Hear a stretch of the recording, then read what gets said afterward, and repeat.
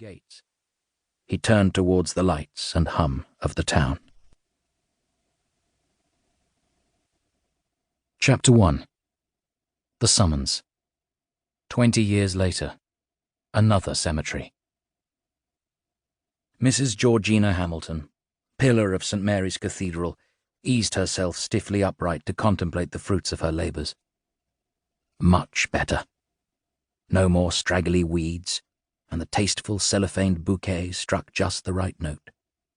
Nobody would be able to accuse Geoffrey Hamilton's widow of failing to show appropriate respect. She ran a critical eye along the line of graves in the southeastern corner of the cathedral graveyard. Yes, it was far and away the best-tended plot, she reflected smugly, slipping the miniature trowel into her coat pocket. Complacently, she cast a proprietorial eye around her. To her left, dominating the graveyard, rose the great cathedral. Just beyond that, on the other side of a low wall, was St. Mary's Choir School, its outlines dimly visible through the gathering twilight. The proximity of the celebrated St. Mary's grottos, that ancient religious shrine which lay behind the school, made these precincts doubly blessed. Somehow she had lost track of time, and it was nearly dark. Shivering in the December twilight, she was uncomfortably conscious of the silence which lapped the precincts of the cathedral. Mist was coming down, wreathing the ancient memorials in clammy vapours. She peered apprehensively through the gloom. For all her sturdy unimaginativeness, she had an uneasy sense that the memento mori and gargoyles were leering at her in the knowledge of some private joke.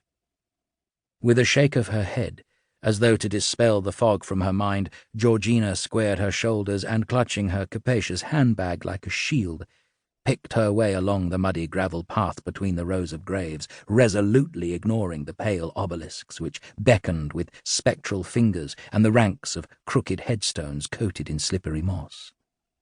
There was no avoiding the squat, lichen-stained mausoleum which brooded at the side of the path, affording the nearest exit from the graveyard.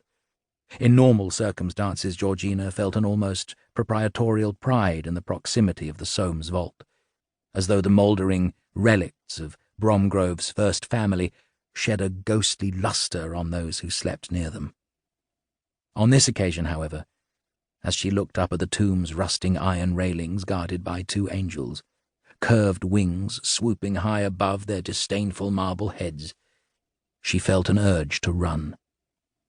Don't be ridiculous, she told herself. Long-forgotten lines from some school play came unbidden to her mind. The sleeping and the dead are but as pictures. It is the eye of childhood that fears a painted devil. Quite right, too.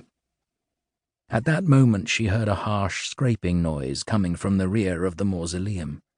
Scarcely daring to breathe and somewhat amazed at her own daring, she tiptoed round the side of the monument to ascertain the source of the disturbance. Blinking myopically through the murk, a strange sight met her eyes. An odd time to be digging graves was her first thought. Two men, their backs to her, were standing in a trench, shovelling vigorously by the light of a heavy-duty lantern. Grunting and panting from their exertions, they were oblivious to everything but the task at hand. A couple of mud-stained headstones and some cracked granite plaques leaned drunkenly against a wheelbarrow piled high with earth. She vaguely recalled Geoffrey saying something about sensitive operations occasionally needing to be carried out at night time. As verger and local councillor, he was in a position to know. It had been tacitly understood, however, that subjects such as burial law and policy were not suitable to be aired around the tea-table. With the cathedral graves being Church of England property, Geoffrey would no doubt have liaised with the Archdeacon in the event of any irregular activity in the cathedral environs. With a sharp pang, Georgina wished she had taken more of an interest in her husband's municipal responsibilities. Perhaps he would have liked it. Perhaps it was only her own hidebound obsession with gentility that had kept her from being a true helpmeet. And now it was too late.